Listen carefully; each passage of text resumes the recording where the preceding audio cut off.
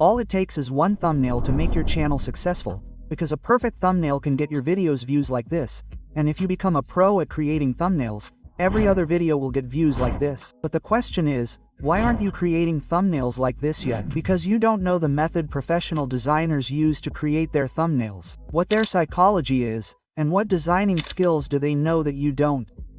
You don't even know how they come up with thumbnail ideas. But don't worry, everything is going to change after this video. In this video, I'm going to walk you through the thumbnail design process and many of the methods and tricks that designers use. And at the end of the video, I'm going to show you how to create a thumbnail from scratch. So, without further ado, let's start with the design concept. But before that, you should understand how thumbnails work on YouTube. All thumbnails on YouTube can be divided into 8 unique categories, each based on core elements. Using these elements, creators make their thumbnails so catchy that viewers can't resist clicking. Let me explain these categories one by one.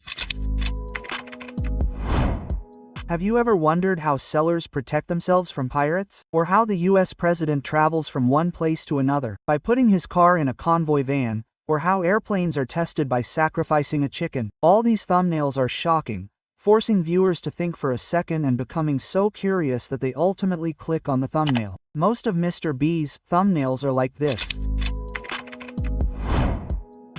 The bigger the better. I'm talking numbers. What's inside a $20 million yacht? Everyone wants to know this. In the same way, no one would want to miss the opportunity to learn how to make $2 per minute. Even Ayman Ghazi's maximum thumbnails follow this concept. That's why his videos are so popular. People are so used to seeing highly edited and artificial content that when they see such simple thumbnails, their brains can't process them. As a result, creators get views like this. In today's times, you could say simplicity gets attention. Ask a question and run away without revealing the answer. If you do this in real life, people will be after you to know the answer, and if you do this on YouTube, the thumbnails will get clicked, and that too in large numbers. Similarly, humans are solution-oriented. Take advantage of this. We need new channels and views. Show a prominent creator in the thumbnail and it'll work, right? I started my channel using this thumbnail strategy, and all the channels running under the name Mr. Base are using the same approach. And how effective this actually is, guess for yourself. Which of the 2 thumbnails will you click on? Place the main character inside a large object or place it nearby, and you're guaranteed millions of views because we don't see such things in our normal lives. And if something like this suddenly appears in your field, you'll click without thinking. This is one of the most commonly used thumbnail designs. Basically, write some text at the top of the thumbnail that links to your title. Most of my videos that have performed well have used this design. This worked 5 years ago and will continue to work in the future. Compare anything, cheap versus expensive, Android versus iOS, January versus April, and so on, and you'll keep getting views. Now, if you think you've figured out the thumbnail categories and can follow one to get clicks on your thumbnails, you're wrong. Big creators don't do that. They know all the thumbnail categories and combine them to create their own thumbnails, which increases their views 10x. Mr. Beasto even gets 10 thumbnails made for each of his videos, spending over $000 on thumbnails alone because he tries every style. But you don't need to work that hard. If you understand the design perspective, you'll know what kind of thumbnail will work before you even create it. Now, all you have to do is create it. Now, I'm not going to tell you the basics of designing. Use contrasting colors, keep your thumbnail simple, and use fewer words. Every other YouTuber is already telling you all this, and you've probably already been tired of it. So, the question arises, what are we going to learn in designing? Composition refers to the overall setup of your thumbnail, meaning where each element will go and how it will be placed. Layout refers to balancing those elements and arranging specific elements so that the composition doesn't get distorted. Now, there are 3 or 4 things that I'll teach you. If you don't know what the rule of thirds is, let me explain that this concept is most commonly used in photography. According to this rule, you need to divide your canvas into 3/3 segments, something like this. Whatever your main element, whether it's a person or a face, should be placed on the line of intersection to create depth and a feel within the photo. Look at any major YouTuber. They'll be following this rule with their thumbnails. So, make sure you keep this in mind, or you'll make similar mistakes. Have you ever wondered why thumbnails always have faces or people on the left? The reason is that we don't look at thumbnails, we read them with our eyes, and our eyes tend to read from left to right. Therefore, you should always place your main element on the left and secondary elements on the right. Basically, the thing you want the audience to see first should be on the left. You should have a maximum of 3 to 4 elements in a thumbnail, no more. The fewer the elements, the better. Most of my thumbnails that have worked well have only 3 elements, and most of Mr. Basie's videos have only 2, one of which is his own face. A designer taught me something that changed my perspective on creating thumbnails. A good thumbnail isn't one that has nothing left to add, but rather one that has nothing left to remove. Just as no drawing or artwork is created directly, thumbnails can't be created directly. They must be created through layering. This means you must have a foreground, a midground, and a background. These 3 elements must be balanced both among themselves and within the overall thumbnail. For those who don't know, the foreground is the thing that is most prominent, basically, our main character or element. The midground is the thing in the middle, that is, the supporting text or element, and the background is the background. How can I explain this? Besides, there are a few more things to keep in mind when layouting. It's not necessary to center the main element every time. Instead, you can showcase secondary elements by placing the main elements to the side, giving your thumbnail a dynamic feel. Now, after compositing and layering, comes the next design concept: colors. Everyone has already told you to use complementary colors. Put white on black, black on white, use opposite colors on the color wheel. Take green with red, orange with blue, and so on. But the point is, why are we doing all this? To create contrast, right? No, that's half the information you already know. Designers use the color wheel not just to create contrast, but to create a color palette that they use in almost every thumbnail. But how do they create a color palette? Well, you can create a color palette by following these 6 patterns on the color wheel. If you don't want to get into such complexity, I'll show you an easy method for creating your own color palette. First, choose a main color that represents your channel. This will be your foreground color. For example, I'll choose blue here. Next, add 3 colors: black, gray, and white. These colors will provide the contrast you need. These colors will be needed in every thumbnail. Finally, choose your secondary color, which should complement your main color. You can see this in the color wheel. And boom, your color palette is ready. Now, after colors, let's move on to the next element of the design: typography. You don't need to understand much about thumbnail typography, except that you need to use sensible serif fonts, not serif. Serif fonts are used for design. That means you'll need them if you're creating a magazine or displaying luxurious type. But if you want to grab people's attention, you need to display something bold that can be read as quickly as possible. Sensible fonts are best for this. Emphasize the word you want to use and use strokes or shadows to highlight the text. You don't need to learn anything more in typography. That's enough for you to create thumbnails. Now you know the categories of thumbnails, and you also have the theoretical knowledge of the design you need to create thumbnails. But the main problem is coming up with thumbnail ideas. So how do we do that? Do we writers have any special tricks for coming up with thumbnail ideas? No, not at all. In fact, we're all big thieves. Yes, you heard that right. We all steal from each other and get ideas from our thumbnails. If you don't believe it, check out this thumbnail from Mr. Beast, which is stolen from this thumbnail. Check out this thumbnail from Iraq, which is stolen from Mr. Beast. Or check out this thumbnail of mine, which is stolen from AI Guy, or this thumbnail inspired by Decoding Whitey. But is this actually theft? No, it's called influence or inspiration. In the art world, nothing can be original. Everything is stolen from something or modified. To understand this better, I'd refer you to the book Steal Like an Artist. But the point is, even if we're taking an idea from someone else's thumbnail, how do we make it our own? Or how do we add or remove elements from it so that people don't think we've copied it all? The answer is simple. Do what you did in school to complete assignments and avoid teachers. Did you only copy your tests or summer vacation work from one person in school? If so, you're an idiot, because copying should always be done by 2 or 3 people to avoid getting caught. Similarly, if you want thumbnail ideas, why focus on just one niche? Other niches are already active on YouTube, and they're also uploading thumbnails. Copy them. The point is, just as you know which thumbnail is working, copy it. Your competitors know this too. As a result, you'll all end up creating almost identical thumbnails. This may cause the audience to not watch your video, but if you use ideas outside your niche, it's going to be different for everyone. Even if your competition knows this, there's little chance you'll both be inspired by the same thumbnail in the same niche. That won't happen. As a result, variety will remain. So, how do you get ideas from the bottom? How do you create thumbnails? And what's the process for creating my thumbnail? Now, I'm going to show you all of this practically, and I'm going to demonstrate it all in Photoshop. For those who are about to stop the video at the mention of Photoshop, stop right now. If your dream is to become a big YouTuber, you'll have to work like a big YouTuber. And I don't know of any big YouTuber who sits down and creates their thumbnails on Canva or Pax. You'll have to work professionally. And even if you've never used Photoshop, don't be afraid. I'm going to give you a complete beginner level tutorial on Photoshop first. Even someone who's never even touched Photoshop can easily create thumbnails. The point is, if you're intimidated by the software, you'll never be able to use it. So, let's move forward without fear. First, you need to open Photoshop. Once it opens, you'll see an interface like this. At the bottom, you'll see your previous projects. If you've just downloaded Photoshop, this area will appear blank. On the left, you'll see some other features that will be useful if you have an AO2 subscription. But we don't need to delve into all of that. We just need to click on New Project. A pop-up window will appear. Now, decide on your canvas size.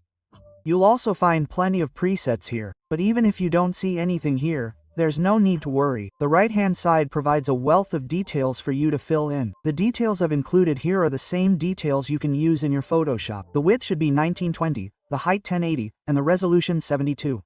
The bit size should be 16, and the pixel aspect ratio should be square. Copy all the settings you see here into your Photoshop. Now, as soon as you click Create, a canvas will appear, opening your Photoshop workspace. Don't be intimidated by this. Let me explain the workspace. It's very simple. At the top, you'll find the same old settings, files, edits, windows, etc., which are also available in programs like Excel and Word. Then, on the left-hand side, you're given your toolbar, which we can use to create anything, just like Microsoft Paint. And on the right-hand side, you're given layers at the bottom. Everything in Photoshop is done through layers, and it's because of layers that we have so much creative freedom. On the top right side, you're given properties, which you'll rarely use. That's all Photoshop is. Understanding these 4 things will make Photoshop a game. Now, let me tell you some commands you'll need every second.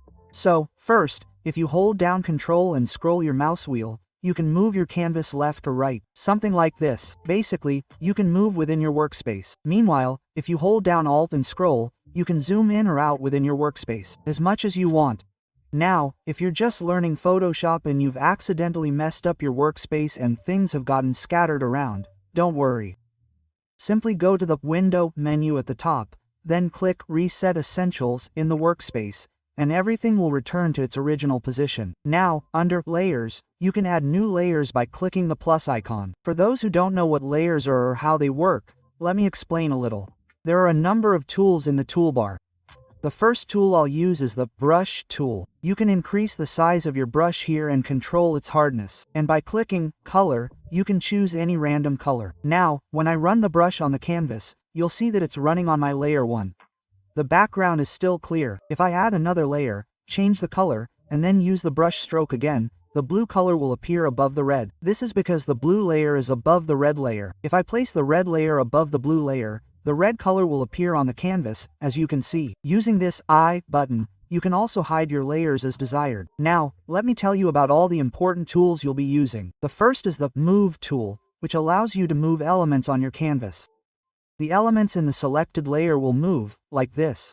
Using the Move tool, you can also increase or decrease the size of the elements. And if you want to move both layers simultaneously, you simply click on one layer and then hold down Control and click on the other layer. This will select both layers. And with the Move tool, you can move both simultaneously. It doesn't matter how many layers there are. Whatever you select will move everything. Now, the next tool is the Selection tool. If you create a selection on the canvas and then select a layer, then use the Move tool. Only the selected part will move. Other elements will not. You can deselect elements by pressing Ctrl+D. The next tool is the Lasso tool. This tool also performs the same function as a selection, but it offers many sub-tools. For example, the Magnetic Lasso tool, which allows you to select any complex shape effortlessly. You simply click on the starting tool and then move your mouse around the shape, and it will automatically create sections according to the shape. Below the Lasso tool, you have the Magic Bond tool, which creates selections based on color. The tool also provides tutorials for each tool. You just need to get started. Now, the most important tool here is the Eraser.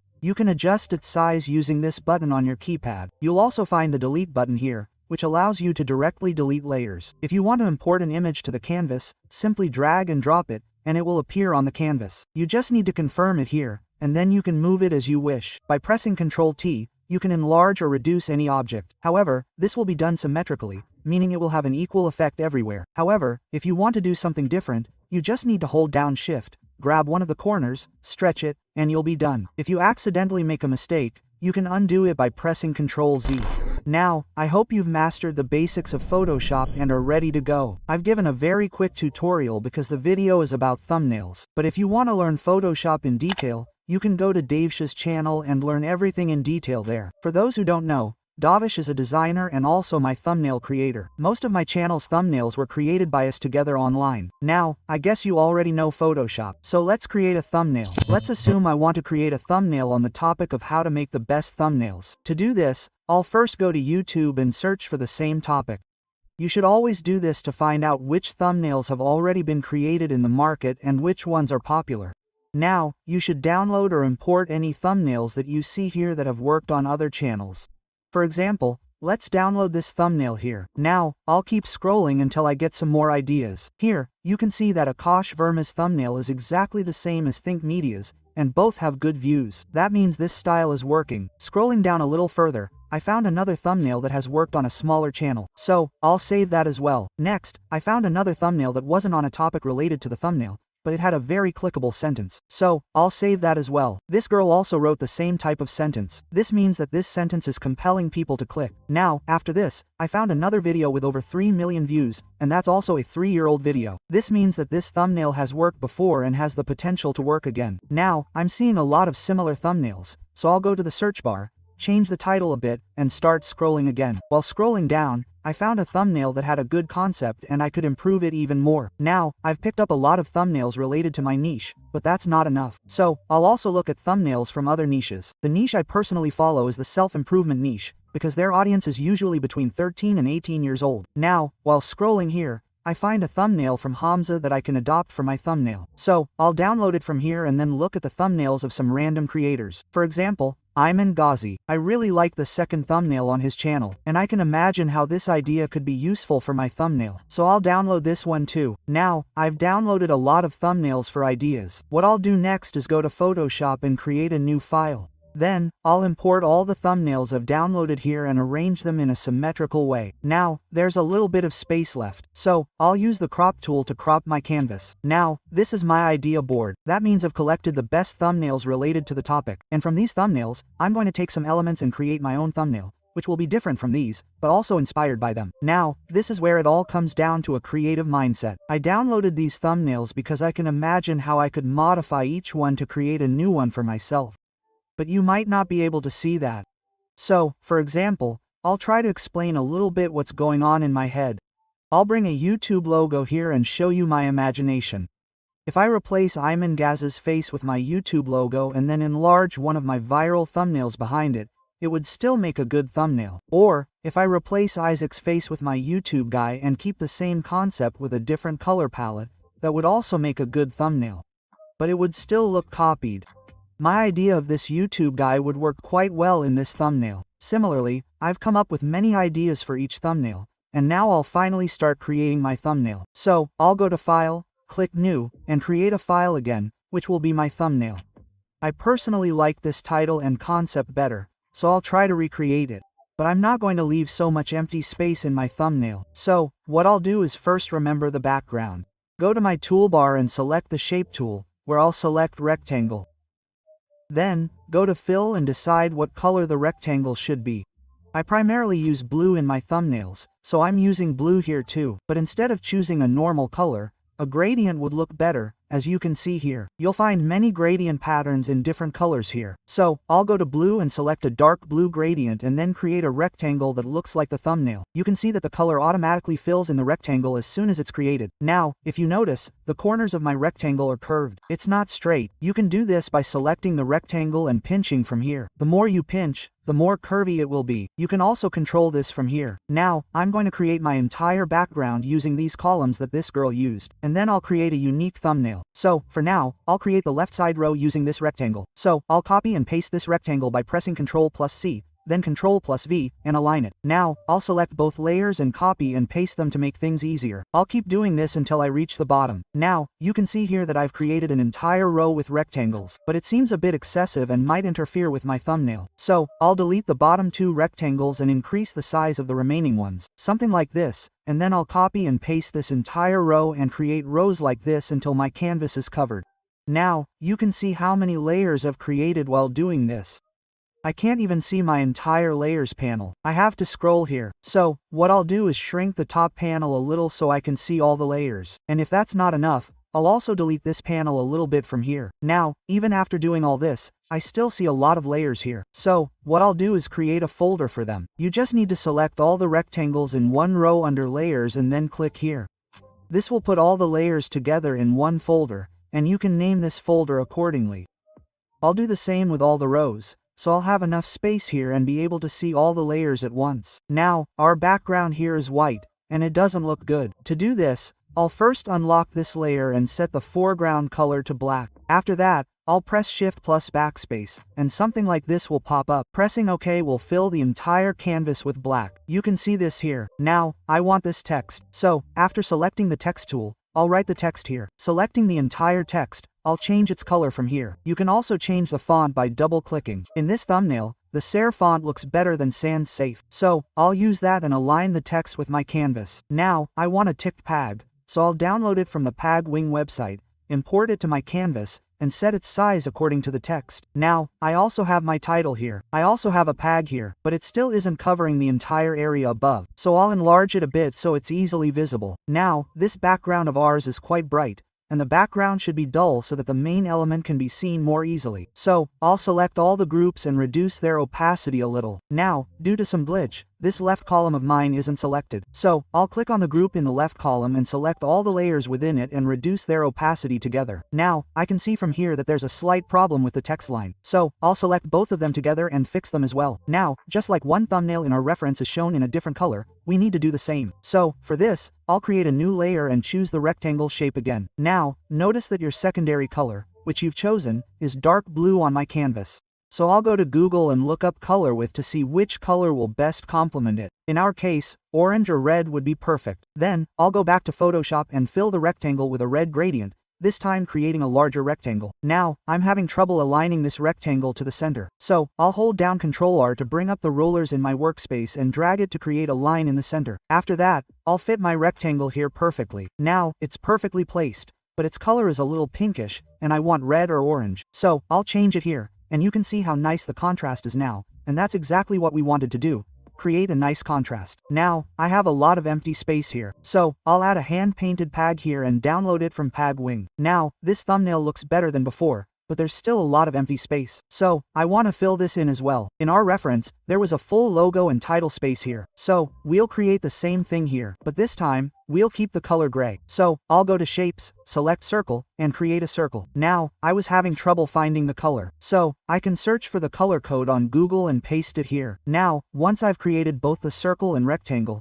the circle seemed to be making my design a little messy, so I'll delete that element and fill the remaining space with the rectangle. Now, this looks better to me, and to add a little more storytelling to my thumbnail, I'll also add the number of views here to make it work better. I'll try to use a font similar to YouTube's for this text. So, after experimenting with different text, I finally chose this one. Now, so to speak, our thumbnail is ready. All beginners will upload this thumbnail without thinking, but as a professional thumbnail designer, you're forgetting one thing. Shadows. Shadows are what truly bring life to thumbnails, as they give them depth. So, creating shadows isn't difficult. You simply select the brush tool, choose black, and increase the brush size slightly. Then, reduce both the flow and opacity settings. Also, reduce the hardness slightly to control the shadow. Now, where will the shadows be applied? First, below our text. So, you need to add a layer below the text layer and lightly brush over it.